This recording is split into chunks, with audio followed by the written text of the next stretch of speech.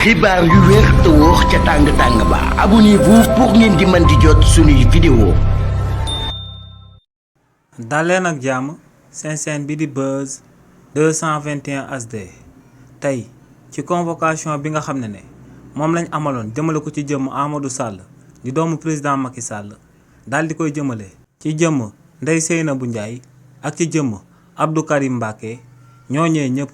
demuñ daal di uyu ci convocation boobee nga xam ne amaloon nañ ko seen jëmm te muy coowal 10 milliards yi nga xam ne moo ngi bàyyeekoo ci coowal blanchissement d'argent bu toll ci 125 milliards te mu daal di sabab ñu daal di teg loxo Farba Ngom ci kaso bi. c'est li ni mel kii di Amadou Sall moom ñoo ngi ko daal di localiser ca Amérique dëkk Donald Trump foofu la dem daal di dem toog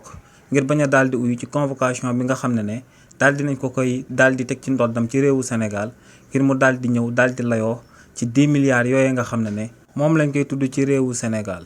donc kii di Amadou Sall tey ci convocation bi nga xam ne moom lañ teg ci ndoddam ñëwul daal di ciy uyu waaye tamit kii di Ndeye Seynabou Ndiaye mi nga xam ne moom moo doon gérer compte 10 milliards yooyee kooku tamit ñoo ngi ko daal di localiser ci diwaani Côte d'Ivoire foofu la dem daal di fay toog ba ñu ñëw daal di wuyu ci convocation boobee tamit ñu daal di koy jébbal daal di koy jëmale ci jëmmam. waaye tamit kii di Abdou Karim Mbacké moom dafa daal di ñaan akub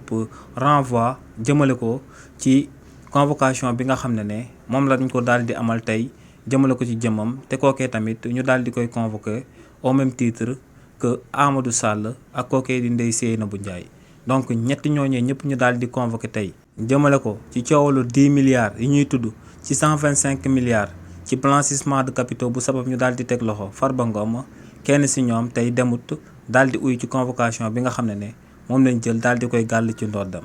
xibaar yu wér te wóor ca tàng-tàng ba abonnez-vous pour ngeen di mën di jot suñuy vidéo.